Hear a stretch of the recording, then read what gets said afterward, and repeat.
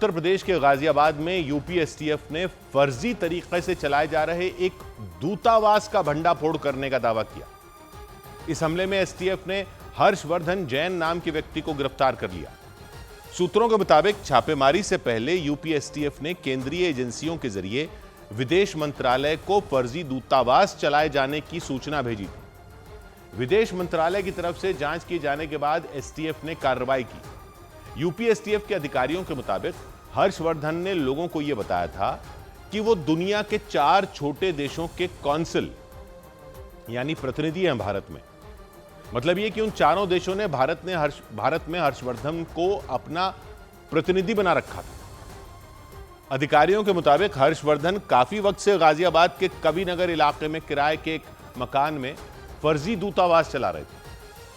कविनगर गाजियाबाद शहर का पॉश इलाका है, जहां पुलिस कमिश्नर और डीएम समेत कई बड़े अधिकारियों के दफ्तर हैं। और आरोप है कि उसी इलाके में हर्षवर्धन जैन ने फर्जी दूतावास खोल रखा था। गाजियाबाद के कविनगर इलाके में मौजूद सफेद रंग के इसी बंगले में फर्जी दूतावास का ऑफिस था। सूत्रों के मुताबिक हर्षवर्धन ने लोगों को यह बता रखा था कि वो वेस्ट आर्टिका, सेबोर्गा, पोल्विया और लोंडोनिया नाम के देशों के कौंसिल यानी प्रतिनिधि हैं।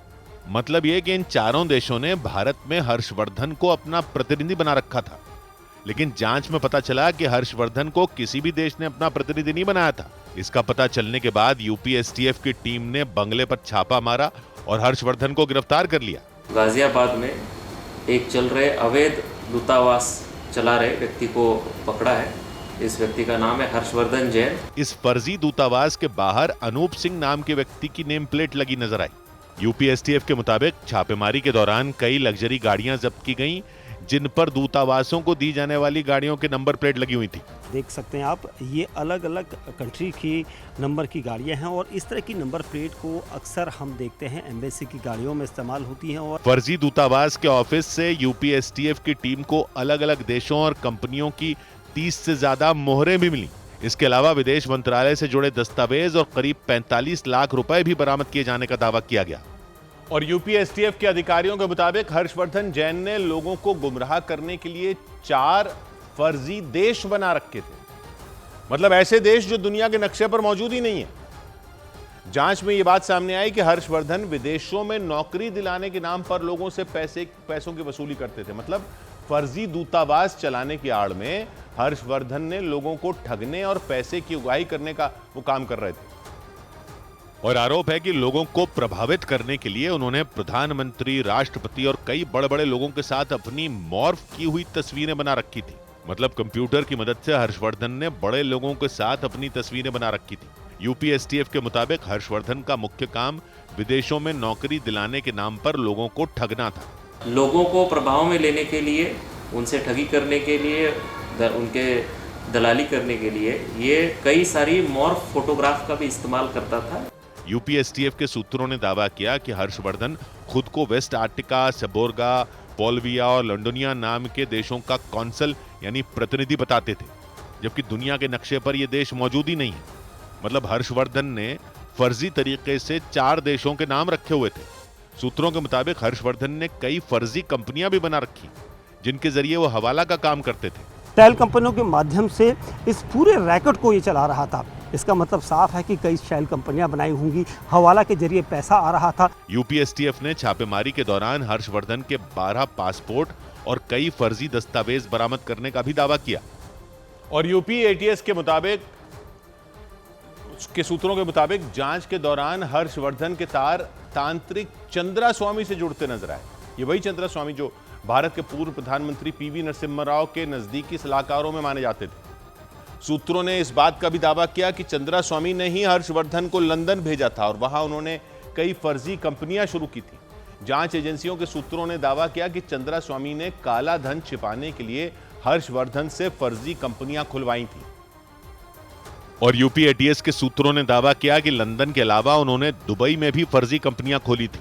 लेकिन चंद्रा स्वामी की मौत के बाद हर्षवर्धन गाजियाबाद लौट आए थे। सूत्रों के मुताबिक आर्थिक हालत खराब होने के बाद हर्षवर्धन ने लोगों को ठगने का काम शुरू कर दिया था। लोगों से पैसे ऐंठने के लिए ही उन्होंने अवैध दूतावास खोला। उसके जरिए वो लोगों को चूना लगाने में जुट गए थे। विदेश में काम दिलाने का बात कहते हुए लोगों के साथ में दलाली करना, इसके अलावा उनसे ठगी करना। यूपी एटीएस के मुताबिक 2011 में भी हर्षवर्धन को गिरफ्तार किया गया था। उस वक्त उनके पास से एक सैटेलाइट फोन बरामद किया गया था। दावा किया गया कि हर्षवर्धन दक्षिण अफ्रीका से वो सैटेलाइट फोन छिपाकर गाजियाबाद ले आए थे। ये अभियुक्त 2011 में भी एक बार गिरफ्तार हो चुका था। इसके पास से उस समय पे सैटेलाइट फोन बरामद हुआ था। यूपी एटीएस के मुताबिक हर्षवर्धन बेहद शातिर किस्म के अपराधी हैं। यूपी एटीएस की टीम हर्षवर्धन से पूछताछ में जुट गई ताकि ये पता लगाया जा सके कि उनके इस फर्जीवाड़े में कितने लोग शामिल हैं। इधर उत्तर प्रदेश के गोरखपुर में ट्रेनी महिला सिपाहियों ने बदइंतजामी से परेशान होकर पीएसी के ट्रेनिंग सेंटर के बाहर हंगामा कर दिया। गोरखपुर के बिछिया इलाके में मौजूद पीएसी के ट्रेनिंग सेंटर के बाहर करीब 600 ट्रेनी महिला सिपाहियों ने इकट्ठा होकर नारेबाजी की। हंगामा कर रही महिला सिपाहियों ने ट्रेनिंग सेंटर की बदहाल व्यवस्था को लेकर गंभीर आरोप लगाए। उन्होंने आरोप लगाया कि जिस ट्रेनिंग सेंटर में सिर्फ 360 लोगों के रहने की व्यवस्था है, वहां करीब 600 ट्रेनी महिला सिपाहियों को ठहराया गया। नाराज महिला सिपाहियों ने न सिर्फ जगह की भारी कमी की शिकायत की, बल्कि साफ सफाई, पीने के पानी और बाथरूम में कैमरा लगा होने का आरोप लगाया। और रोते बिलखते हुए वो पीएसी के ट्रेनिंग सेंटर के बाहर आ गई। गर्मी और उमस से नाराज ट्रेनी महिला सिपाहियों ने ट्रेनिंग सेंटर के बाहर हंगामा शुरू कर दिया। सड़क पर बैठकर नारेबाजी कर रही ट्रेनी महिला सिपाहियों ने भारी अव्यवस्था का आरोप लगाया। इस दौरान कुछ ट्रेनी महिला सिपाही तो फूट फूट कर रोती दिखीं।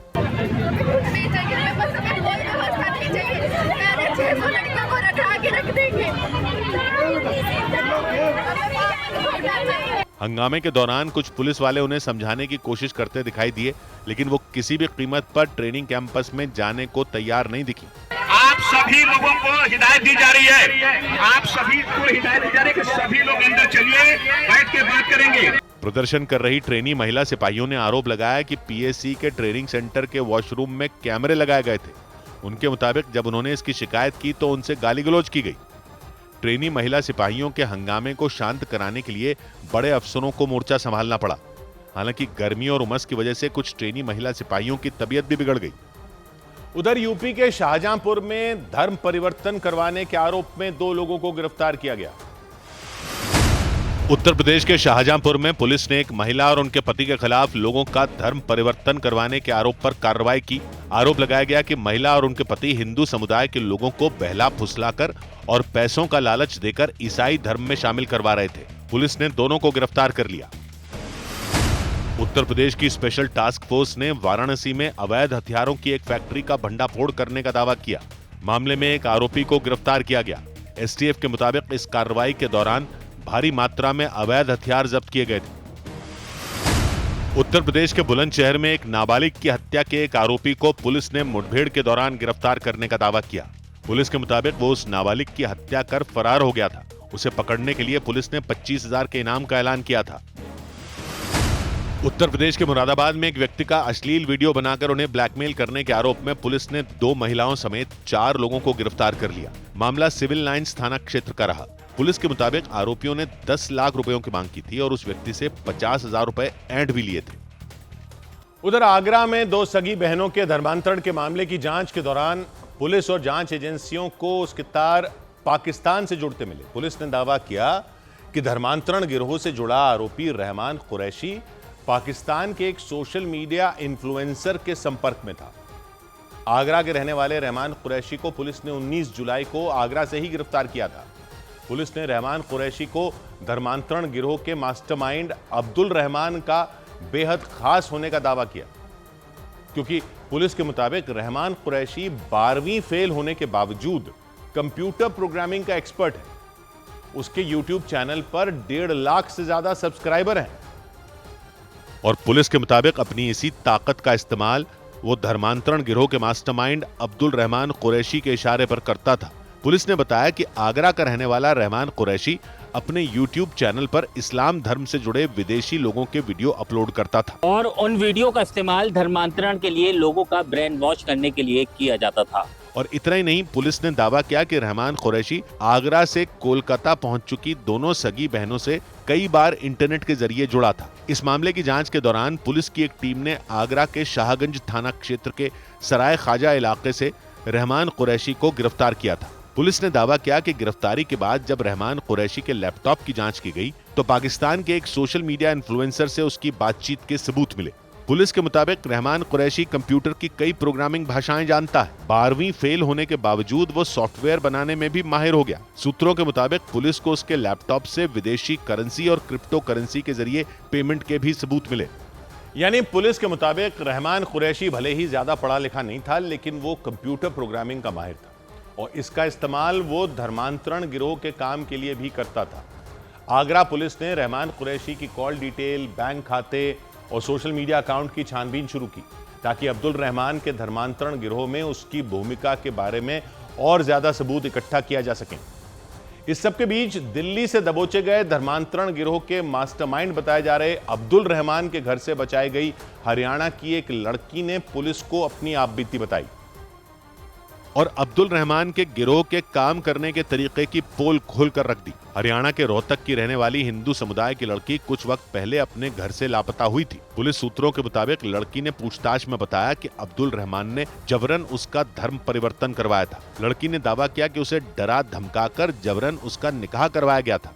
अब्दुल रहमान के गिरोह के चंगुल से छूटने के बाद लड़की ने दावा किया कि वो अकेली नहीं थी। अब्दुल रहमान ने पहले भी हिंदू समुदाय की कई लड़कियों का धर्म परिवर्तन करवाकर जबरन निकाह करवाया था। पीड़ित लड़की ने बताया कि हर बार निकाह के लिए राजस्थान से एक काजी को बुलवाया जाता था और वही काजी हर बार निकाहनामा पढ़ता था। इस जानकारी के बाद आगरा पुलिस की एक टीम राजस्थान के लिए रवाना हो गई। आगरा में कोर्ट में पेशी के बाद आरोपी अब्दुल रहमान को 10 दिन की पुलिस कस्टडी में भेज दिया गया। इस दौरान पुलिस अब्दुल रहमान से धर्मांतरण गिरोह और उससे जुड़े दूसरे लोगों के बारे में जानकारी निकलवाने की कोशिश करेगी। और इस सबके बीच आगरा धर्मांतरण केस में पुलिस ने दिल्ली से 3 और आरोपियों को गिरफ्तार कर लिया। पुलिस के मुताबिक दिल्ली से धर्मांतरण गिरोह के सरगना अब्दुल रहमान के 2 बेटों और जुनैद कुरैशी नाम के एक करीबी को गिरफ्तार किया गया। इससे पहले आगरा पुलिस ने दिल्ली से ही अब्दुल रहमान को भी पकड़ा था और उससे पूछताछ के बाद एक बार फिर आगरा पुलिस की एक टीम दिल्ली पहुंची और वहां से 3 और आरोपियों को गिरफ्तार कर लिया। पुलिस ने जिन 3 लोगों को पकड़ा उनमें धर्मांतरण गिरोह के मास्टरमाइंड अब्दुल रहमान के 2 बेटे अब्दुल्ला और अब्दुल रहीम शामिल रहे। उनके अलावा जुनैद कुरैशी नाम के एक आरोपी को भी पुलिस ने दबोच लिया। पुलिस ने आगरा धर्मांतरण केस में अब्दुल रहमान के दोनों बेटों की गिरफ्तारी को काफी अहम माना। इन दोनों ने भी अब्दुल रहमान का साथ दिया था और ये पूरा मिलकर इस अवैध धर्मांतरण के खेल को चला रहे थे। मतलब पुलिस के मुताबिक पिता अब्दुल रहमान के साथ दोनों बेटे भी धर्मांतरण के गिरोह के सक्रिय सदस्य थे। पुलिस ने बताया कि दिल्ली से गिरफ्तार जुनैद कुरैशी ने हरियाणा के रोहतक की रहने वाली लड़की को प्रेम जाल में फंसाकर जबरन धर्मांतरण करवाया था। लड़की को पुलिस ने अब्दुल रहमान के घर से छुड़ाया था। पुलिस के मुताबिक आगरा धर्मांतरण केस में कुल 14 लोग गिरफ्तार किए जा चुके हैं। उधर उत्तर प्रदेश के कुशीनगर में पुलिस ने हिंदू समुदाय की एक नाबालिग लड़कियों का धर्म परिवर्तन करवाने की कोशिश करने के आरोप में मुस्लिम समुदाय के 2 लोगों को गिरफ्तार कर लिया। लड़कियों के परिवार वालों ने आरोप लगाया कि आरोपियों ने उनकी बेटियों को बहला फुसलाकर पहले तो उनका शोषण किया, फिर उन पर धर्म परिवर्तन का दबाव बनाया। जैसे ही बात बढ़ी उन लड़कियों ने अपने घर में इसकी जानकारी दे दी और इसके बाद पुलिस ने एक्शन लेते हुए कुशीनगर के अलग अलग इलाकों से दोनों आरोपियों को गिरफ्तार कर लिया। पुलिस ने आशंका जताई कि बलरामपुर से धर्मांतरण करवाने के आरोप में पकड़े गए छांगुर बाबा की तरह ही ये आरोपी भी धर्मांतरण कराने वाले किसी गिरोह से जुड़े हो सकते हैं, क्योंकि मुस्लिम समुदाय के जिन 2 लड़कों को गिरफ्तार किया गया उन पर नाबालिग हिंदू लड़कियों का शोषण करने और उन पर धर्मांतरण का दबाव बनाने के आरोप लगे।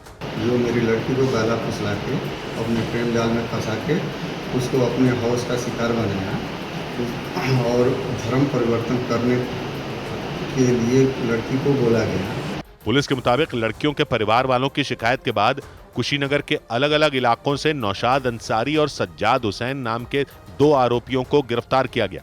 पुलिस ने शुरुआती जांच के बाद यह दावा किया कि नौशाद नाम का आरोपी पीड़ित लड़की को लेकर नेपाल भागने की फिराक में था। नौशाद अंसारी है, किस मकसद से लड़की को नेपाल लेके जा रहा था और इसके तार कहां से जुड़े हुए हैं। पुलिस ने आशंका जताई कि ये दोनों आरोपी भी छांगुर बाबा के गिरोह जैसे धर्मांतरण करवाने वाले किसी गिरोह से जुड़े हो सकते हैं।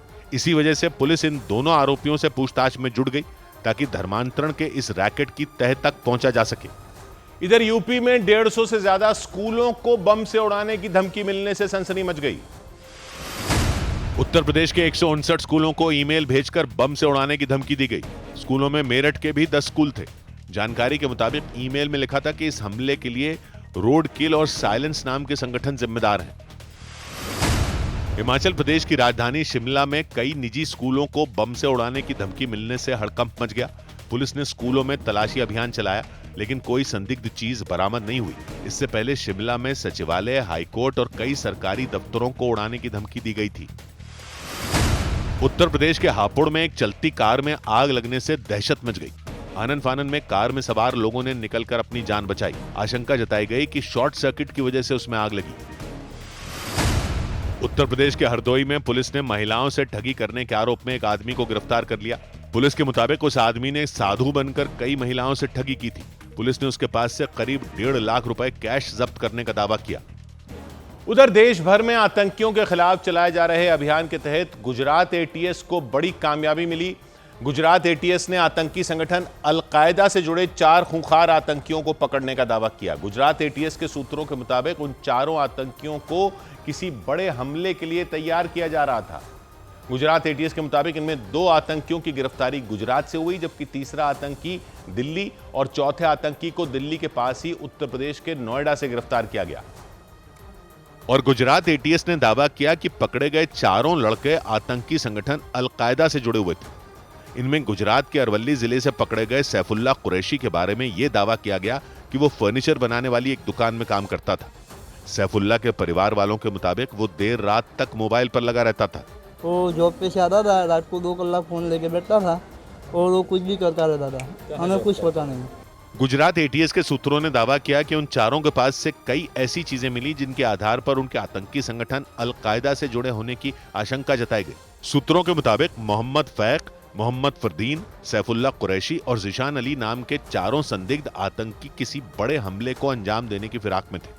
दावा किया गया कि 20 से 25 साल की उम्र के ये चारों आरोपी आपस में एक सोशल मीडिया ऐप के जरिए जुड़े हुए थे और आशंका तो यह भी जताई गई कि इसी ऐप पर इन्हें भारत में किसी बड़े हमले का ऑर्डर पाकिस्तान से मिलने वाला था।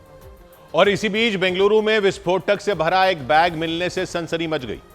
पुलिस के मुताबिक वहां के कलसिपलिया इलाके के बस अड्डे से यह विस्फोटक बरामद किया गया। आशंका जताई गई कि वहां किसी बड़े हमले की तैयारी की जा रही थी, लेकिन पुलिस ने विस्फोटक से भरे उस बैग को बरामद कर आतंकियों की प्लानिंग फेल कर दी।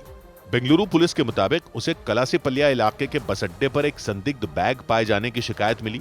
इसके बाद पुलिस ने बॉम्ब स्क्वाड के साथ बस अड्डे के टॉयलेट के पास मिले उस बैग को बरामद किया और दावा किया गया कि जब उस बैग को खोला गया तो उससे जेलेटिन की 6 छड़ें और कुछ डेटोनेटर बरामद हुए, जिसके बाद यह आशंका जताई गई कि इनके जरिए किसी बड़े धमाके की प्लानिंग की जा रही थी। हालांकि पुलिस और बम निरोधक दस्ते ने उस प्लानिंग पर पानी फेर दिया। इस कार्रवाई के दौरान पुलिस ने उस पूरे इलाके को घेर लिया जहां वो बैग मिला था। पुलिस के जवानों के साथ ही वहां खोजी कुत्ते भी दिखे।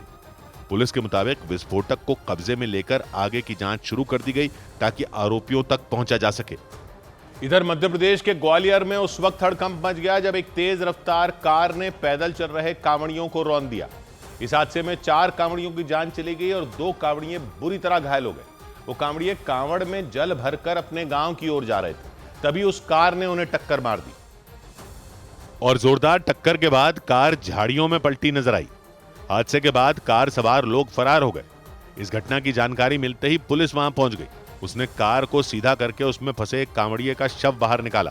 गाड़ी ने दी टक्कर पीछे से शीतला चौराहे पे और 4 लोग की मृत्यु हो चुकी है और 1-2 घायल है। इसके बाद पुलिस ने आनन फानन में घायल कांवड़ियों को इलाज के लिए अस्पताल भेजा। पुलिस के मुताबिक टक्कर होते ही 3 कांवड़ियों की जान चली गई और एक कांवड़िए ने इलाज के दौरान दम तोड़ दिया। दिल दहला देने वाला यह हादसा ग्वालियर शिवपुरी लिंक रोड पर मौजूद शीतला मंदिर चौराहे के पास हुआ। वो कांवड़िए ग्वालियर के भदावना नाम के गांव से जल भरकर घाटी गांव इलाके में मौजूद अपने गांव जा रहे थे और कार का टायर फटा और अनियंत्रित हो गई कार और साथ में जो रोड के साइड में जो कांवड़ यात्री चल रहे थे उनसे टकरा गई। उसके बाद पुलिस ने उस कार को जब्त कर लिया और आरोपियों की तलाश तेज कर दी। उधर उत्तर प्रदेश के मुजफ्फरनगर में भारी बारिश के बाद कांवड़ियों को परेशानी का सामना करना पड़ा। वहां आसमान से इतना ज्यादा पानी बरसा कि नाले उफान पर आ गए और कांवड़ मार्ग पर पानी भर जाने से कांवड़ियों की मुश्किलें बढ़ गईं। क्योंकि वहां की सड़कें पानी से लबालब दिखी। लगातार हो रही बारिश की वजह से नाले उफान पर आ गए। चारों तरफ मटमैले पानी का कब्जा दिखाई दिया। मुजफ्फरनगर जिले के शिव चौक के पास पानी भर जाने से जैम जैसे हालात हो गए। वहां मंदिर के आसपास भी पानी इकट्ठा हो गया, जिससे कांवड़ियों की मुसीबतें बढ़ गईं। वो उस गंदे पानी से गुजरकर मंदिर तक जाने के लिए मजबूर हो गए। कुछ लोगों ने तो प्रशासन पर सवाल खड़े कर दिए और पानी निकलवाने की मांग की। जिला प्रशासन मुजफ्फरनगर हो या नगर पालिका हो, उसके जो इंतजामात है वो फेल होते हुए नजर आए। उस सड़क पर इतना पानी भर गया कि लोगों की मोटरसाइकिल और गाड़ियां फंसती हुई नजर आईं। कुछ लोग तो मोटरसाइकिल को धक्का देते दिखे। इस दौरान पुलिसकर्मी सड़क के डिवाइडर पर नंगे पांव खड़े होकर निगरानी करते रहे। पैदल चलने वालों की तो हालत खराब हो गई। वो सड़क के डिवाइडर पर चलकर रास्ता पार करते नजर आए। इस दौरान उस सड़क पर गाड़ियों की लंबी कतार लगी रही। इधर उत्तर प्रदेश के वाराणसी में काशी विश्वनाथ मंदिर पर हेलीकॉप्टर से फूलों की बारिश की गई। सावन की शिवरात्रि के मौके पर काशी विश्वनाथ मंदिर परिसर जयकारों से गूंज उठा। बड़े पैमाने पर वहां श्रद्धालु पहुंचे और फूलों की बारिश कर उनका स्वागत किया गया। वाराणसी में काशी विश्वनाथ मंदिर पर हेलीकॉप्टर से फूल बरसाए गए। इस दौरान वहां बेहद खूबसूरत नजारा देखने को मिला। सावन की शिवरात्रि के मौके पर काशी विश्वनाथ मंदिर और मार्कंडेय महादेव मंदिर से लेकर घाटों तक गुलाब की पंखुड़ियों की बारिश होती नजर आई। वहां इस अनोखे नजारे को देखकर श्रद्धालुओं ने खुशी जाहिर की। पुष्प वर्षा हुई, बहुत अच्छा अनुभव हुआ। हर हर महादेव। मुख्यमंत्री योगी आदित्यनाथ के निर्देश पर मंदिरों और वहां दर्शन के लिए पहुंचे श्रद्धालुओं पर फूल बरसाए गए। प्रशासन की तरफ से किए गए भव्य स्वागत पर श्रद्धालुओं ने मुख्यमंत्री योगी आदित्यनाथ का आभार जताया। आज शिवरात्रि के महाशिवरात्रि के अवसर पर पुष्प वर्षा हुआ, दिल को बहुत सुकून मिला। वाराणसी की ही तरह उत्तर प्रदेश के गाजियाबाद में भी अधिकारियों ने कांवड़ियों पर फूल बरसाए और वहां हर हर महादेव की गूंज सुनाई दी। कांवड़ियों पर पुष्प वर्षा की जा रही है, भोलेनाथ के भक्तों पे पुष्प वर्षा की जा रही है, प्रशासन की तरफ से की जा रही है। इस दौरान लोनी विधानसभा क्षेत्र के विधायक नंद किशोर गुर्जर भी वहां मौजूद रहे और उन्होंने कांवड़ियों का स्वागत किया। उधर गुजरात के अहमदाबाद एयरपोर्ट पर एक बड़ा विमान हादसा टल गया। अहमदाबाद से दीव जा रही इंडिगो की फ्लाइट में उड़ान भरने से ठीक पहले आग लग गई, जिससे वहां हड़कंप मच गया। विमान में 60 यात्री बैठे थे। घटना तब हुई जब विमान रनवे पर टेक ऑफ की तैयारी कर रहा था। तभी पायलट की तरफ से इंजन में आग लगने की जानकारी दी गई, जिसके बाद उड़ान को रोक दिया गया। बाद में सभी यात्रियों को सुरक्षित बाहर निकाल लिया गया। मध्य प्रदेश के शिवपुरी में देर रात एक कॉलोनी में एक मगरमच्छ के घुसने से दहशत मच गई। सुबह होते ही लोगों ने वन विभाग की टीम को जानकारी दी। इसके बाद वहां पहुंची वन विभाग की टीम उस मगरमच्छ को पकड़ कर ले गई। पंजाब के अमृतसर में पुलिस और बीएसएफ के जवानों ने मिलकर हथियारों की तस्करी करने के आरोप में 4 लोगों को गिरफ्तार करने का दावा किया। पंजाब पुलिस के मुताबिक चारों आरोपी पाकिस्तान से हथियारों की तस्करी करते थे। पुलिस ने उनके पास से 8 अवैध हथियार भी बरामद करने का दावा किया। उत्तर प्रदेश के बदायूं में एक रिहायशी इमारत में एक सांड के घुस जाने से हड़कंप मच गया। उझानी थाना परिसर की उस इमारत में घुसे उस सांड को कई घंटों के बाद बाहर निकाला जा सका। उधर यूरोप के देश इटली में दिल दहला देने वाला एक हादसा हुआ। वहां हाईवे पर दौड़ रही गाड़ियों के बीच अचानक आसमान से एक विमान आकर गिर गया, जिसके बाद वहां हाहाकार मच गया। हादसे से ठीक पहले विमान आसमान में बेकाबू होकर हाईवे के ऊपर उड़ता दिखा, लेकिन जब तक कोई कुछ समझ पाता तब तक वो सीधे आकर हाईवे पर गिर गया और उसके गिरते ही वहां कोहराम मच गया। हाईवे पर विमान के गिरने के बाद आग का ऐसा बवंडर उठा कि लगा जैसे वहां कोई ज्वालामुखी फट पड़ा हो। जिस वक्त वो विमान हाईवे पर गिरा, वहां पूरी रफ्तार में गाड़ियां दौड़ती दिखी, लेकिन पलक झपकते ही वो विमान आसमान से सीधे उस हाईवे के बीचों बीच आकर गिर गया।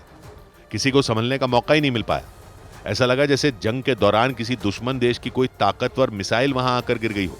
विमान के गिरने के बाद हाईवे पर अफरा तफरी मच गई। 2 कारों के तो परखचे उड़ गए, जबकि कुछ गाड़ियां आग की चपेट में आ गईं। जानकारी मिली कि उस विमान में 75 साल के एक बुजुर्ग और 60 साल की एक महिला सवार थी। हादसे में दोनों की मौत हो गई। हालांकि हादसे की वजहों का पता नहीं चल सका। इधर बिहार की राजधानी पटना में विधानसभा का घेराव करने जा रहे प्रशांत किशोर की जन सुराज पार्टी के कार्यकर्ताओं और पुलिस के बीच धक्का मुक्की हो गई। इसके बाद पुलिस ने उन्हें रोकने के लिए लाठीचार्ज कर दिया और इसकी वजह से जन सुराज पार्टी के कुछ कार्यकर्ता घायल हो गए। इस कार्रवाई पर प्रशांत किशोर भड़क गए और उन्होंने आंदोलन शुरू करने की चेतावनी दे दी। इससे पहले रोजगार की मांग और जमीन के सर्वे में गड़बड़ियों का आरोप लगाते हुए जन सुराज पार्टी के कार्यकर्ता विधानसभा का घेराव करने पहुंच गए। लेकिन पुलिस ने बीच रास्ते में ही उन्हें रोक दिया। प्रशांत किशोर के साथ उनकी जन सुराज पार्टी के कई कार्यकर्ताओं को विधानसभा के नजदीक एयरपोर्ट गोलंबर से आगे बढ़ने नहीं दिया गया। इस पर कार्यकर्ता भड़क गए और उन्होंने बैरिकेड तोड़कर आगे बढ़ने की कोशिश की। इस दौरान पुलिस के साथ उनकी धक्का मुक्की हो गई।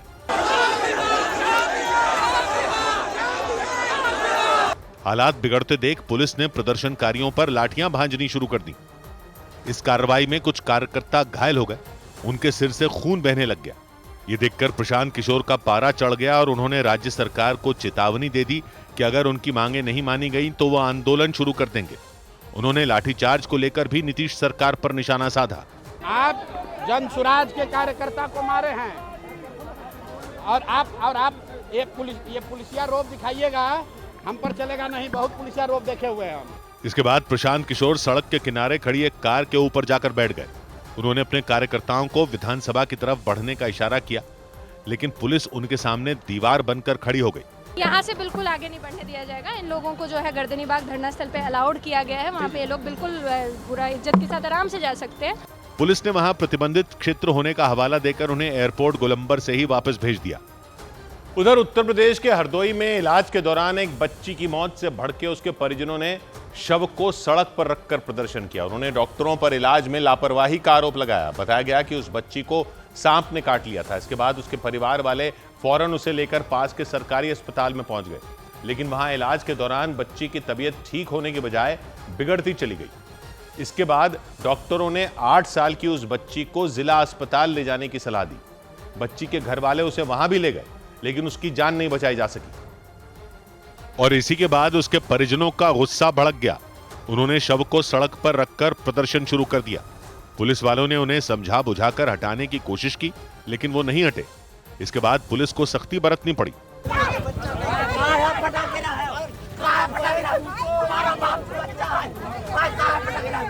हरदोई में जिला अस्पताल के बाहर हुए इस प्रदर्शन की वजह से वहां काफी देर तक जैम लगा रहा, क्योंकि 8 साल की जिस बच्ची की मौत हुई उसके परिवार वाले जिद पर अड़ गए। उन्होंने रास्ता खाली करने से इनकार कर दिया। परिजनों ने बताया कि बच्ची को सांप ने काट लिया था और इसी के बाद वो उसे नजदीकी सरकारी अस्पताल ले गए थे, लेकिन उनके मुताबिक वहां ठीक तरीके से इलाज नहीं किया गया। सुई लगाए न पैर छुड़वाई दें, कहीं कुछ सुनाई तनी देर बाद हुआ के घेंगी बनने लगी, नथुनन बोलती रही। बच्ची की तबीयत खराब होती देख उसे जिला अस्पताल भेजा गया, लेकिन वहां इलाज के दौरान उसकी जान चली गई। उसके परिवार वालों ने लापरवाही का आरोप लगाया और सड़क पर उतर आए। हालांकि रास्ते पर जैम बढ़ता देख पुलिस वालों ने किसी तरह गुस्साए लोगों को शांत कराया और मामले की जांच शुरू कर दी। इधर मध्य प्रदेश के उज्जैन में एक डॉक्टर ने 40 मिनट तक सीपीआर देकर एक आदमी की जान बचा ली। बताया गया कि सनी नाम के वो व्यक्ति सीने में दर्द की शिकायत लेकर अस्पताल पहुंचे थे। इस दौरान उन्हें डॉक्टर के सामने ही हार्ट अटैक आ गया। हालांकि डॉक्टर की सूझबूझ ने किसी तरह उनकी जान बचा ली। बताया गया कि डॉक्टरों ने पहले उन्हें सीपीआर दिया, फिर 12 बार इलेक्ट्रिक शॉक यानी बिजली के झटके भी दिए।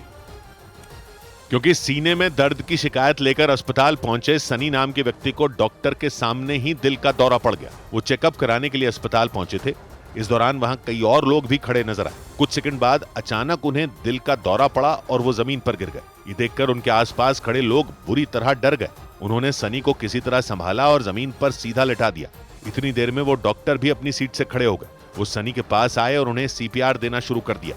डॉक्टर ने पूरी ताकत से उनके सीने को कई बार दबाया, लेकिन उनके शरीर में कोई हरकत नहीं हुई। इसके बाद उन्हें तुरंत आईसीयू में ले जाया गया। डॉक्टर के मुताबिक आईसीयू में उन्हें 12 बार इलेक्ट्रिक शॉक यानी बिजली के झटके दिए गए, तब जाकर उनकी धड़कनें दोबारा शुरू हुई। वहां मौजूद दूसरे डॉक्टर और स्वास्थ्य कर्मी भी ये देखकर हैरान रह गए। डॉक्टरों के मुताबिक सनी को वक्त रहते सीपीआर और इलेक्ट्रिक शॉक दिए गए, इसी वजह से उनकी जान बच पाई। हालांकि उन्हें आगे के इलाज के लिए इंदौर रेफर कर दिया गया। उधर यूपी के फतेहपुर में बुलडोजर चलाए जाने के बाद कई अधिकारियों पर कार्रवाई की गई। उत्तर प्रदेश के फतेहपुर में प्रशासन पर अतिक्रमण हटाने के नाम पर गरीबों के मकान पर बुलडोजर चलवाने के आरोप लगाए गए। करीब 7 दिन पहले फतेहपुर के बरमतपुर नाम के गांव में कुछ मकानों को ढहा दिया गया था। इसके बाद बिंदकी विधानसभा सीट से विधायक जय कुमार जैकी ने मामले की शिकायत मुख्य सचिव से की, जिसके बाद कई अफसरों को निलंबित कर दिया गया। जम्मू कश्मीर के किश्तवाड़ में एक बुलडोजर के खाई में गिरने से ड्राइवर समेत 3 लोगों की मौत हो गई। दिल दहला देने वाला हादसा वहां दच्चन तहसील इलाके में हुआ। बताया गया कि रास्ते पर चल रहा वो बुलडोजर अचानक बेकाबू हो गया और दर्जनों फीट गहरी खाई में गिर गया। चुनाव आयोग ने बिहार में वोटर लिस्ट रिवीजन पर जानकारी दी कि अब तक करीब 18 लाख ऐसे लोगों के नाम पाए गए जिनका निधन हो चुका है। इसके अलावा 26 लाख लोग दूसरे इलाकों में रहने चले गए, जबकि वोटर लिस्ट में 7 लाख ऐसे वोटर पाए गए जिन्होंने 2 जगहों पर नाम डलवा रखा था। बिहार में वोटर लिस्ट रिवीजन को लेकर मचे बवाल के बीच केंद्र सरकार ने साफ कर दिया कि वो इस मुद्दे पर संसद में चर्चा नहीं कराएगी। सरकार ने इसे चुनाव आयोग का मामला बताया। विपक्ष की कई पार्टियों ने इस पर संसद में चर्चा कराए जाने की मांग की थी। इधर महाराष्ट्र के पालघर से दिल दहला देने वाला एक मामला सामने आया है। वहां नाला सोपारा इलाके में रहने वाली गुड़िया नाम की महिला पर आरोप लगा कि उन्होंने मोनू नाम के अपने प्रेमी के साथ मिलकर अपने पति विजय चौहान की हत्या कर दी। पुलिस के मुताबिक पति की हत्या के बाद गुड़िया ने शव को घर के अंदर जमीन के नीचे गाड़ दिया था, ठीक वैसे ही जैसे फिल्म दृश्यम में अजय देवगन ने पुलिस से बचने के लिए शव को जमीन में दफना दिया था। लेकिन गुड़िया की पोल तब खुली जब घर में नई टाइलों पर लोगों की नजर पड़ी। पुलिस के मुताबिक शक होने पर लोगों ने खुदाई की, जिसके बाद विजय का शव बरामद किया गया। पुलिस सूत्रों ने दावा किया कि गुड़िया का पड़ोस में रहने वाले मोनू विश्वकर्मा नाम के लड़के के साथ प्रेम प्रसंग चल रहा था। सूत्रों के मुताबिक इसी वजह से गुड़िया और मोनू ने मिलकर विजय को रास्ते से हटाने का प्लान बनाया था। और पुलिस सूत्रों के मुताबिक उसी प्लान के तहत गुड़िया और मोनू ने मिलकर करीब 15 दिन पहले घर के अंदर विजय की बेरहमी से हत्या कर दी। पुलिस के मुताबिक दोनों ने मिलकर घर के अंदर करीब 4 फीट गहरा गड्ढा खोदा और उसमें शव को गाड़ दिया। और तो और गुड़िया ने बड़ी चालाकी से फर्श पर टाइलें लगवा दी। कई दिनों तक विजय के बारे में कुछ भी पता नहीं चला। इस बीच गुड़िया और मोनू अचानक लापता हो गए। 2 दिन से इसकी वाइफ जब गायब हुई तो इन लोगों को ज्यादा टेंशन हुआ, शक हुआ। इसके बाद विजय के परिवार वाले घर के अंदर पहुंचे, लेकिन घर के अंदर जमीन पर लगी कुछ नई टाइलों को देखकर उन्हें शक हुआ। शक के आधार पर आसपास रहने वाले लोगों की मदद से जमीन की खुदाई शुरू की गई। नया टाइल्स लगा था, उसको खुदवाया गया, सब बटोर के गली के आदमी बटोर के सबको दिखाया गया, फिर उसके बाद बॉडी मिली। विजय का शव मिलने के बाद नाला सुपारा इलाके में सनसनी मच गई। पुलिस ने तुरंत केस दर्ज कर गुड़िया और उनके प्रेमी मोनू की तलाश शुरू कर दी। बाद में पुलिस ने दोनों को नागपुर से गिरफ्तार कर लिया। उधर पंजाब के फरीदकोट में उस वक्त हड़कंप मच गया जब बाइक सवार बदमाशों ने दिन दहाड़े एक कार पर ताबड़तोड़ गोलियां चला दी। गोलीबारी में यादविंदर सिंह नाम के व्यक्ति की मौत हो गई। पुलिस सूत्रों के मुताबिक जिस कार पर फायरिंग की गई थी वो कार जीवनजोत सिंह उर्फ जुगनू नाम के व्यक्ति की है। मोहाली के रहने वाले यादविंदर सिंह उनके ड्राइवर थे। सूत्रों ने दावा किया कि हमला जुगनू को निशाना बनाकर किया गया था, लेकिन हमले के वक्त वो उस कार में नहीं थे। सूत्रों के मुताबिक जुगनू का नाम सिद्धू मूसेवाला हत्याकांड में सामने आया था, लेकिन बाद में उन्हें क्लीन चिट मिल गई थी। और पंजाब पुलिस के सूत्रों के मुताबिक बाइक सवार बदमाशों ने जुगनू की हत्या करने के लिए उनकी कार पर अंधाधुंध फायरिंग की थी, लेकिन हमले के वक्त जुगनू उस कार में नहीं थे। कार उनके ड्राइवर यादविंदर सिंह चला रहे थे। इसी वजह से उनकी गोली लगने से मौत हो गई। आसपास रहने वाले लोगों के मुताबिक एक बाइक पर बैठे 3 शूटरों ने कार पर ताबड़तोड़ गोलियां चलाई थी। वो जब उन्होंने गोली चलाई तो ड्राइवर दे लग गए, ड्राइवर दे मतलब मौत हो गई। दिन दहाड़े कार पर फायरिंग की यह घटना फरीदकोट के कोटकपूरा के पास ब्राह्मणवाला नाम के गांव में हुई।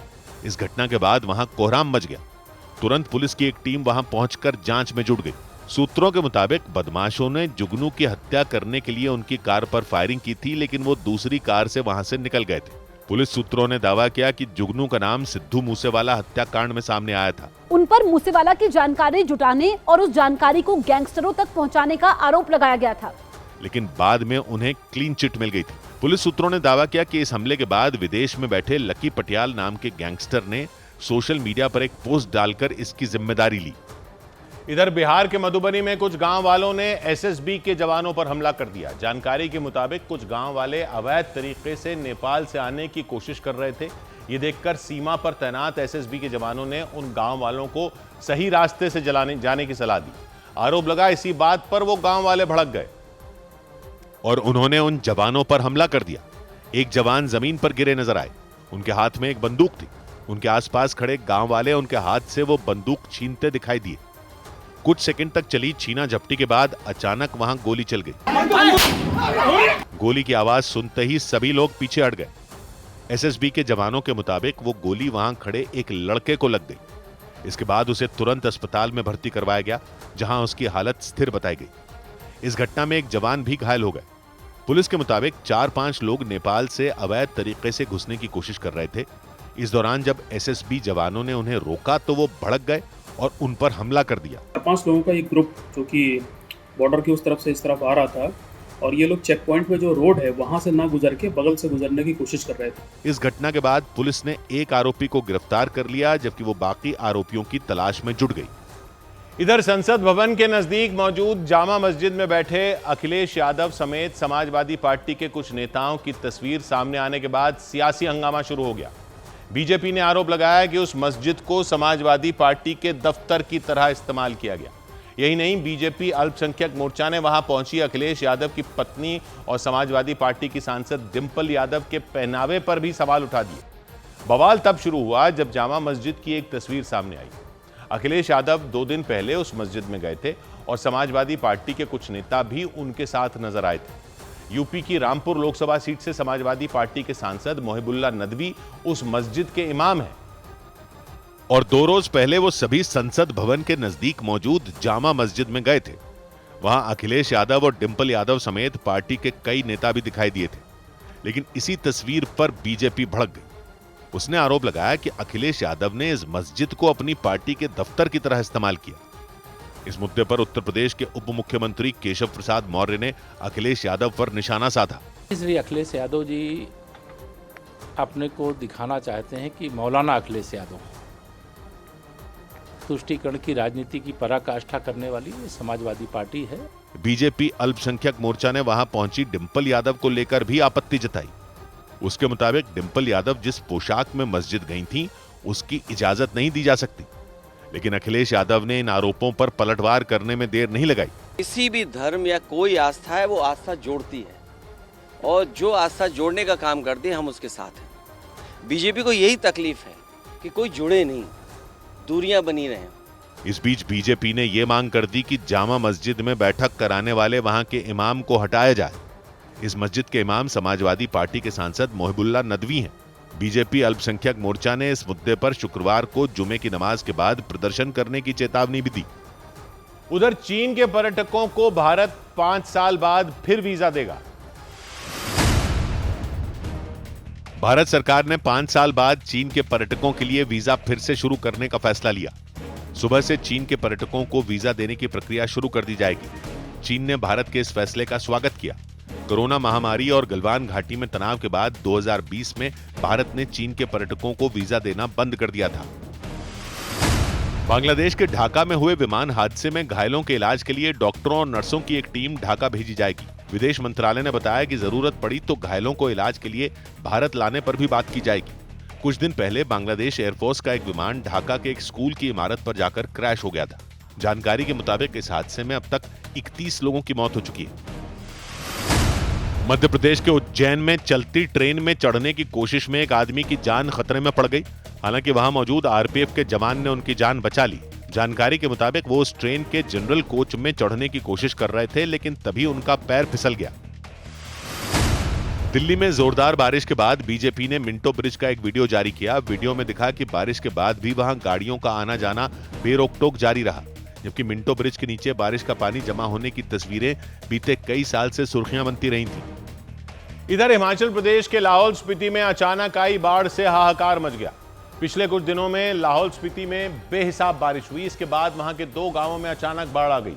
हालात इतने खराब हो गए कि वहां की सड़कें दलदल में तब्दील हो गईं, क्योंकि बाढ़ के पानी के साथ बहकर आया मलबा हर तरफ फैल गया। जहां तक नजर गई कीचड़ ही कीचड़ नजर आया। इस दौरान वहां के एक इलाके में मलबा तेजी से लोगों के मकानों की तरफ बढ़ता नजर आया। ये खौफनाक मंजर देखकर वहां रहने वाले लोगों के बीच चीख पुकार मच गई। थोड़ी ही देर में वो मलबा लोगों के मकानों में घुस गया। इसके बाद तो लोगों का अपने मकानों में रहना तक मुश्किल हो गया। इसके अलावा वहां के एक दूसरे इलाके में एक मकान के सामने खड़ी गाड़ी मलबे के साथ बह गई। हालांकि कुछ दूर जाने के बाद वो गाड़ी सड़क किनारे अटक गई। इसके बाद कुछ लोगों ने उस गाड़ी को वहां से निकाला। लाहौल स्पीति में हो रही लगातार बारिश की वजह से वहां के 2 गांवों में अचानक बाढ़ आ गई। इसके बाद वहां तबाही मच गई। वहां की सड़कें दलदल में तब्दील हो गई। ऐसे में लोग बड़ी मुश्किल से सड़कों को पार करते दिखाई दिए। गांव वालों के मुताबिक उन्होंने प्रशासन को इसकी जानकारी दी। इसके बाद प्रशासन की कई टीमें वहां पहुंची और मलबा हटाने का काम शुरू कर दिया गया। उधर जम्मू कश्मीर के पुंछ में लगातार हो रही तेज बारिश के बाद नदियों का जलस्तर बढ़ गया और रिहायशी इलाकों पर डूबने का खतरा मंडराने लग गया। हालांकि लोगों की सुरक्षा को देखते हुए प्रशासन की तरफ से एडवाइजरी जारी कर दी गई ताकि लोगों को नदियों के किनारे जाने से रोका जा सके, क्योंकि उभरते सैलाब ने निचले इलाकों पर कब्जा कर लिया और वहां दूर दूर तक मटमैली चादर बिछी नजर आई। इसी बीच एसडीआरएफ के जवान लाउडस्पीकर के जरिए अनाउंसमेंट करते सुनाई दिए। पानी का बहाव बढ़ रहा है जिसकी वजह से आपको जानी माल का नुकसान हो सकता है, इसलिए आप मेहरबानी करके पानी से दूर हो जाएं। एसडीआरएफ के जवानों ने अनाउंसमेंट कर नदियों के किनारे से लोगों को दूर रहने की सलाह दी। जम्मू कश्मीर के पुंछ में भारी बारिश ने कोहराम मचा दिया और कई निचले इलाके पानी में डूब गए।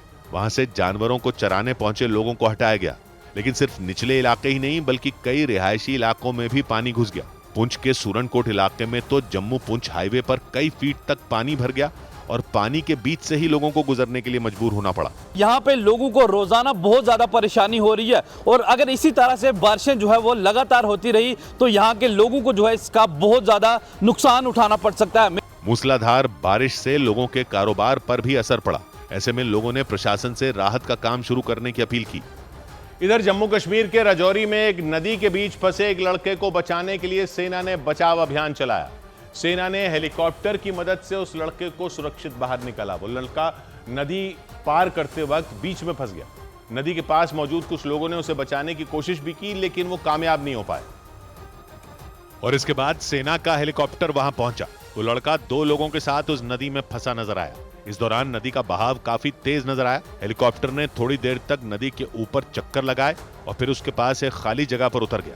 इसके बाद उसमें मौजूद एक जवान बाहर आए और उस लड़के के पास गए। वो उस लड़के को नदी से निकालकर बाहर लाए और इस हेलीकॉप्टर में बैठाकर वहां से ले गए। ये देखकर नदी के आसपास मौजूद लोग खुशी से झूम उठे। उन्होंने सेना के जवानों की जमकर तारीफ की। बताया गया वो लड़का उस नदी को पार करते वक्त उसमें फंस गया था। इसके बाद उसको निकालने के लिए कई कोशिशें की गई। 2 लोग भी उसे बचाने के लिए नदी में उतर गए, लेकिन नदी के तेज बहाव की वजह से हर कोशिश फेल हो गई। इसके बाद सेना के हेलीकॉप्टर को वहां बुलाया गया और फिर उस लड़के को सही सलामत बाहर निकाला गया। इस बचाव अभियान के बाद सेना के जवानों ने लोगों से नदी नालों से दूर रहने की अपील की। उधर मुंबई में भी तेज बारिश के बाद हुए जलभराव की वजह से कई रास्ते ठप हो गए। भारी बारिश ने मुंबई के कई इलाकों को डुबो दिया। मौसम विभाग ने पहले ही वहां मूसलाधार बारिश का अलर्ट जारी कर दिया था और मौसम विभाग की भविष्यवाणी सच साबित हुई। मुंबई में लगातार कई घंटों तक मूसलाधार बारिश हुई। इसकी वजह से ज्यादातर सड़कों पर पानी भर गया और लोगों की परेशानी बढ़ गई। भारी बारिश से हुए नुकसान की सबसे खौफनाक तस्वीर भांडुप इलाके से सामने आई। वहां एक नाले के किनारे बने कई मकान सुरक्षा दीवार को तोड़ते हुए नीचे गिर गए। गनीमत यह रही कि इस घटना में किसी को कोई चोट नहीं आई। उनमें रहने वाले लोग पहले ही बाहर निकल चुके थे, लेकिन बारिश ने इसी तरह कई दूसरे इलाकों का भी बुरा हाल कर दिया। अंधेरी में जलभराव की वजह से कई रास्तों को बंद करना पड़ा। वहां एक सबवे में कई फीट तक पानी भर गया। इस बीच मौसम विभाग ने अनुमान जताया कि मुंबई के अलावा रत्नागिरी, पालघर, पुणे और कोल्हापुर समेत कुछ दूसरे इलाकों में अगले 48 घंटों तक भारी बारिश हो सकती है। इधर पंजाब के मोगा जिले में भारी बारिश के बाद एक बरसाती नाले के टूटने से कोहराम मच गया। नाले से आए सैलाब ने करीब 200 मकानों को पानी पानी कर दिया। वहां रहने वाले लोगों ने आरोप लगाया कि मुसीबत के समय में उन्हें प्रशासन से कोई मदद नहीं मिली और इसीलिए वो विरोध करते हुए सड़क पर धरने पर बैठ गए। गुस्साए लोगों ने जिला प्रशासन और इलाके के विधायक के खिलाफ नारेबाजी की।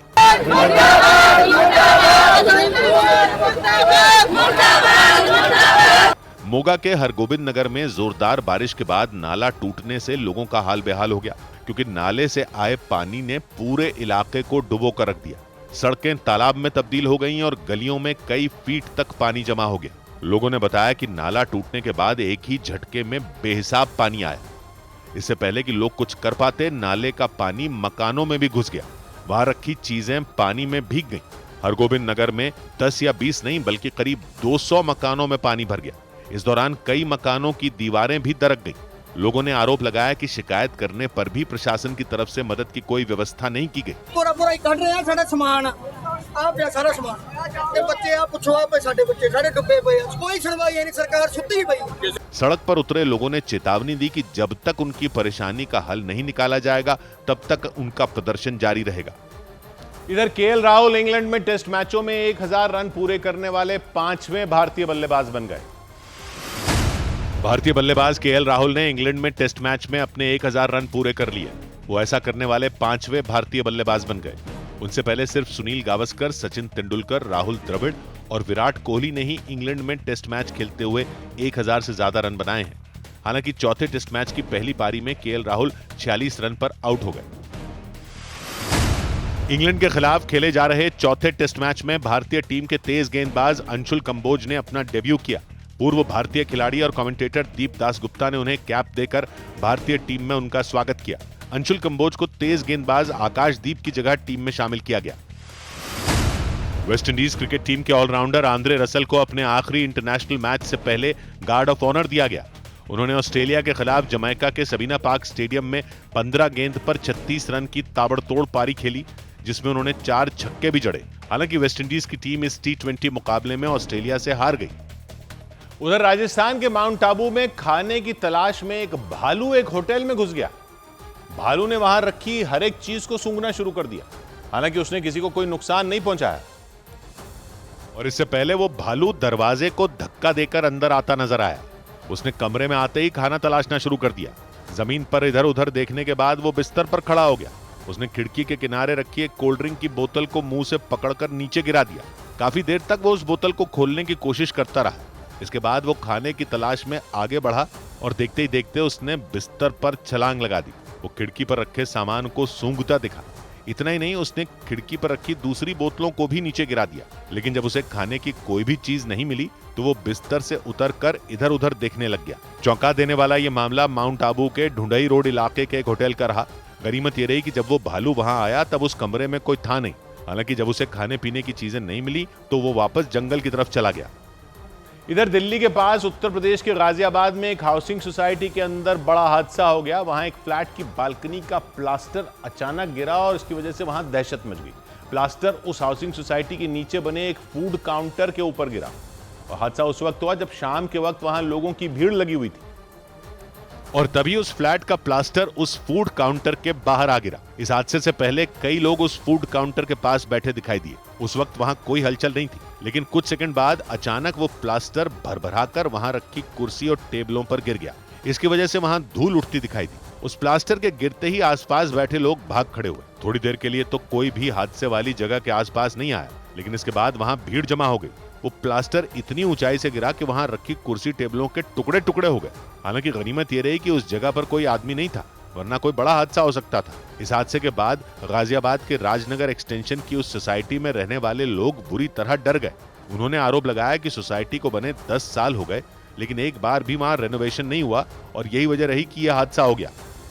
उधर उत्तराखंड में चलाए जा रहे ऑपरेशन कालनेमी के दौरान करीब 2500 ठगों की पहचान कर ली गई। उत्तराखंड में ऑपरेशन कालनेमी के तहत फर्जी साधुओं के खिलाफ कार्रवाई तेज कर दी गई। यानी पुलिस ऐसे लोगों की धरपकड़ में जुड़ गई जो साधु के वेश में लोगों को ठगने का काम करते हैं। मुख्यमंत्री पुष्कर सिंह धामी के आदेश पर पूरे राज्य में ऑपरेशन कालनेमी की शुरुआत हुई थी और कुछ दिनों के अंदर ही ऐसे सैकड़ों लोगों की पहचान कर ली गई जो भगवा कपड़े पहनकर लोगों की आंखों में धूल झोंकने का काम कर रहे थे। क्योंकि पुलिस जांच में पता चला कि खुद को साधु संत बताने वाले वो लोग पूरी तरह फर्जी थे। यानी न तो उन्हें धर्म की समझ और न ही शास्त्रों का कोई ज्ञान। उत्तराखंड पुलिस ने बताया कि ऑपरेशन कालनेमी के तहत राज्य के अलग अलग इलाकों में करीब 2450 नकली साधुओं की पहचान की जा चुकी है, जबकि 140 से ज्यादा ठगों को गिरफ्तार किया जा चुका है। पुलिस के मुताबिक पकड़े गए बहरूपियों में कई पर तो आपराधिक मामले भी दर्ज हैं। इसके अलावा कुछ आरोपी दूसरे धर्मों के भी बताए गए। उत्तराखंड में ऑपरेशन कालनेमी की शुरुआत मुख्यमंत्री पुष्कर सिंह धामी के आदेश पर हुई थी। मुख्यमंत्री ने साफ किया कि राज्य में घूमने वाले फर्जी साधुओं पर एक्शन जारी रहेगा। कोई भी ऐसा सदम वेश धारण करके हमारे प्रदेशवासियों को या प्रदेश से बाहर से आने वाले लोगों को अब किसी प्रकार से उनको ठग नहीं पाएगा। उत्तराखंड के बाद हरियाणा में भी ऑपरेशन कालनेमी चलाए जाने की तैयारी तेज हो गई। सौ बात की एक बात यह कि एक तो हमारे यहाँ इतना सब कुछ जो हिंदू मुसलमान होता रहता है और लोग कहते हैं कि नहीं होना चाहिए, लेकिन फिर कहीं धर्मांतरण के गिरोहों के होने के आरोप लगते हैं, फिर कहीं बांग्लादेशियों के भारत में बस जाने के आरोप लगते हैं। कोई कहता है ये सुरक्षा का मसला है, कोई कहता है मुसलमानों को बेवजह टारगेट किया जा रहा है, ये इस्लामोफोबिया है। इस सब के बीच अमेरिका से आई ये खबर जरूर जान लीजिए। मुसलमानों को लेकर दुनिया भर में जो बवाल मचा हुआ है, जिसको इस्लामोफोबिया भी नाम दिया जाता है, उस सब के बीच अमेरिका के एक छोटे से शहर से ऐसी खबर आई है जो न सिर्फ अमेरिका में हेडलाइन बनी हुई है, बल्कि उसने दुनिया भर में सबको सोचने पर मजबूर कर दिया है। यह खबर सब लोगों के लिए जानना जरूरी है। यह एक ऐसी चिंता है जो दुनिया में बहुत जगह में लोगों के मन में है और जिसकी वजह से कई जगह तनाव बना हुआ है। हमारे यहां भी तनाव बना रहता है, इसलिए जानना बहुत जरूरी है। दुनिया भर में इस्लामी देशों में चल रहे युद्धों और तमाम तरह के बवालों के बीच इस्लामी देशों से शरणार्थी यूरोप और अमेरिका के कई देशों में फैल गए हैं। सीरिया से, यमन से, इराक से, ईरान से, बांग्लादेश से, पाकिस्तान से, कई देशों से भागकर लोग विदेशों में बस चुके हैं पिछले कुछ सालों में, और उनको लेकर उन देशों के कई लोग उनका मानवता के नाम पर समर्थन भी करते हैं और कई लोग विरोध भी करते हैं। इस सब के बीच अमेरिका के इस शहर में जो हुआ है वो सब लोगों को ध्यान से देखने की जरूरत है। आप ये मत सोचो कि अमेरिका का मामला है तो हमें क्या मतलब। आप जब मामला समझोगे तो आपको भी लगेगा कि यह सब लोगों को जानना जरूरी है। अमेरिका का राज्य है मिशिगन। मिशिगन में डिट्रॉयट के पास एक शहर है हैम्ट्रामिक। वहां बवाल मचा हुआ है। वहां बवाल मचाया हुआ है। उस शहर की काउंसिल की एक पूर्व सदस्य हैं कैटरीना स्टैकपूल। उन्होंने वहां शहरों में सरकार और शहर की, वहां जो सरकार होती है शहरों में, वो शहर की काउंसिल चलाती है।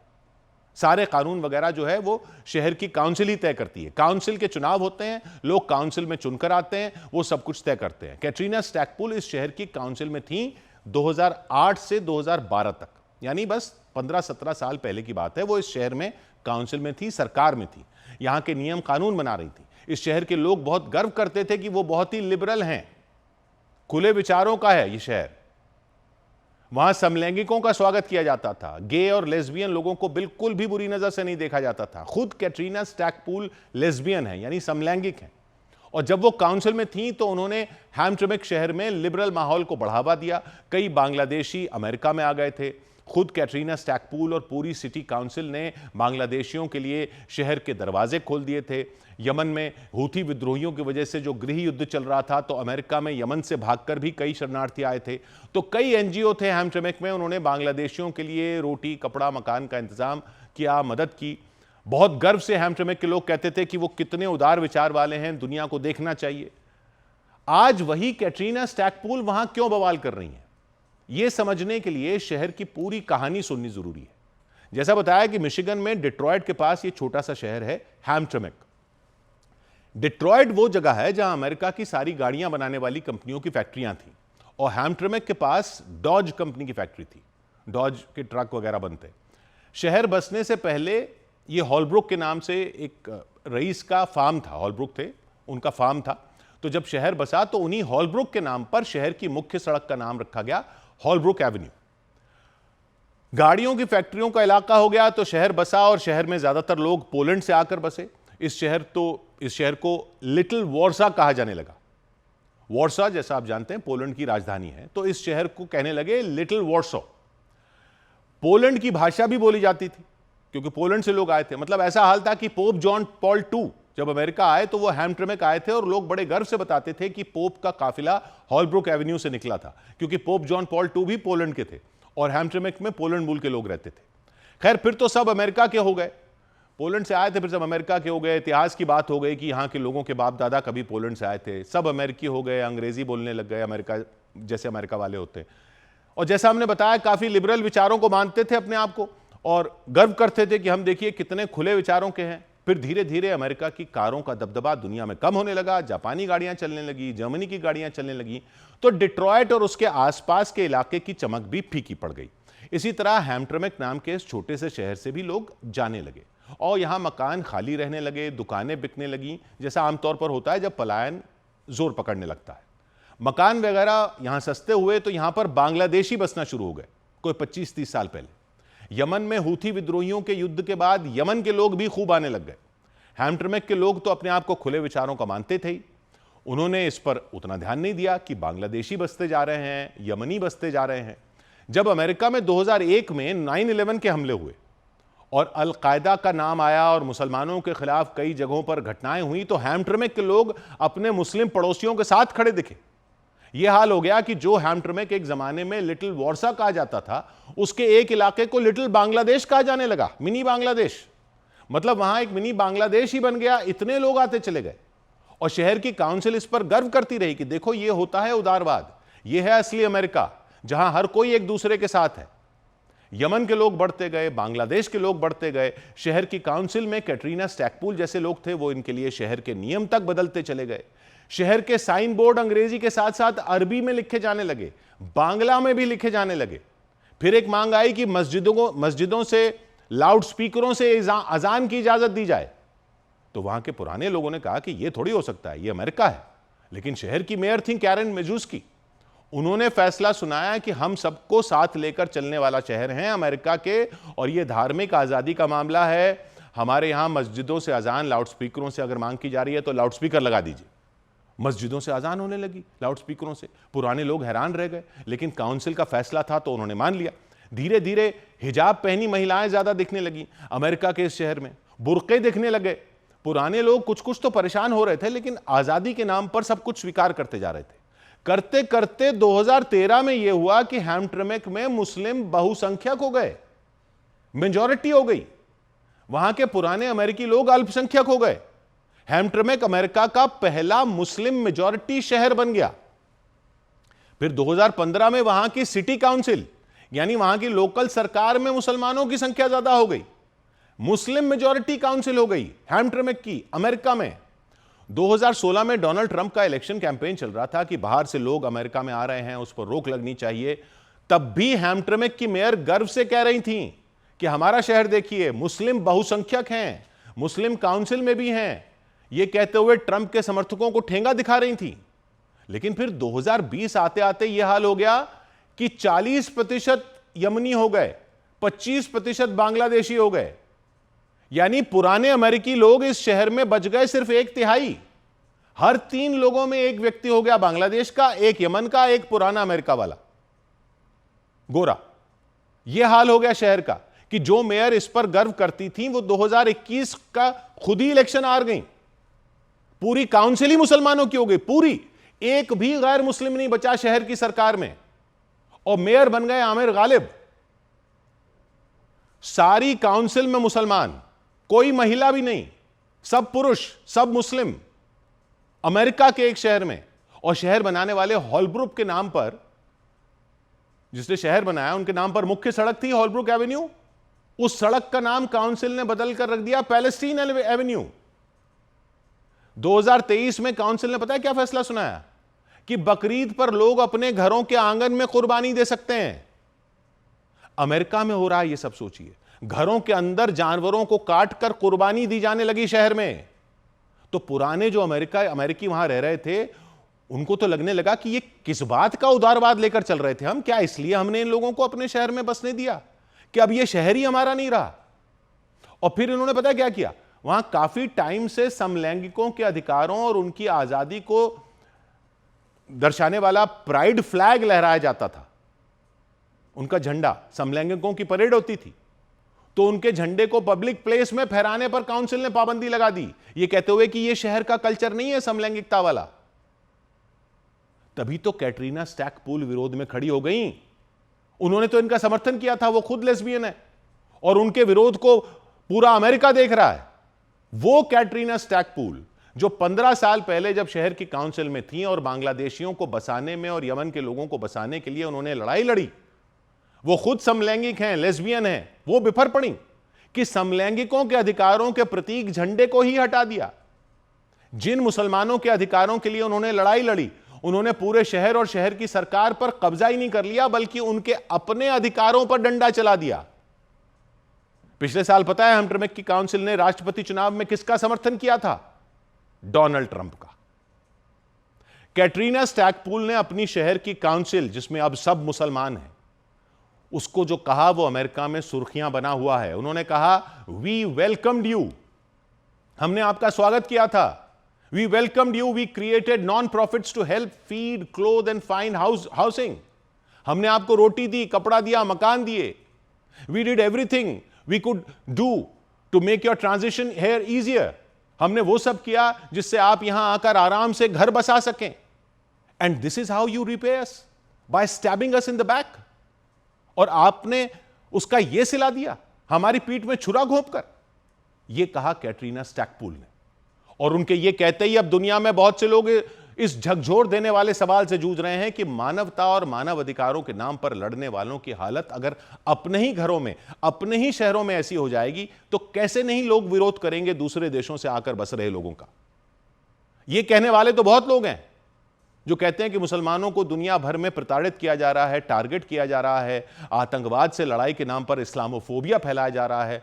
वो सब अलग अलग सिचुएशन में सही भी होता है, लेकिन हैमट्रिमिक जैसे शहर की कहानी भी तो इसी दुनिया को हकीकत है.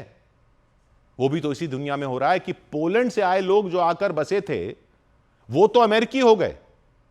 वो वहां पोलैंड की भाषा अब नहीं बोल रहे, लेकिन बांग्लादेश और यमन से लोग आकर बसे तो पहले साइन बोर्ड उनकी भाषा के हुए, फिर मस्जिदें बनी, फिर मस्जिदों में लाउडस्पीकर लगे, फिर सड़कों पर बुर्के दिखे, फिर मुसलमानों की मेजॉरिटी हो गई, फिर शहर की काउंसिल में मेजॉरिटी हो गई, फिर पूरी काउंसिल मुसलमानों की हो गई, फिर काउंसिल से महिलाएं गायब हो गई, फिर सड़क का नाम फिलिस्तीन पर हो गया, फिर घरों में जानवर काटने की इजाजत दे दी, फिर समलैंगिकों का झंडा फहराने पर पाबंदी हो गई. तो कैसे नहीं कोई पुराना अमेरिकी बाशिंदा विरोध करेगा? कैसे नहीं करेगा? कैसे नहीं लोग बोलने लगेंगे कि कल को क्या शरिया के हिसाब से चलेगा अमेरिका का शहर? इस्लामोफोबिया फैलाने वालों को कैसे रोकोगे अगर यह सब होगा तो? इसलिए अमेरिका के इस छोटे से शहर की खबर सबको जाननी जरूरी है. 100 बात की एक बात. उधर अमेरिका और जापान के बीच ट्रेड डील पर मोहर लग गई. अमेरिका और जापान के बीच व्यापार समझौता हो गया. अमेरिकी राष्ट्रपति डोनाल्ड ट्रंप ने जापान के साथ व्यापार समझौते का ऐलान किया. समझौते के बाद ट्रंप ने जापान पर टैरिफ यानी इंपोर्ट ड्यूटी को घटाकर 15% करने की भी घोषणा कर दी. इससे पहले ट्रंप ने जापान पर 25% टैरिफ लगाया था.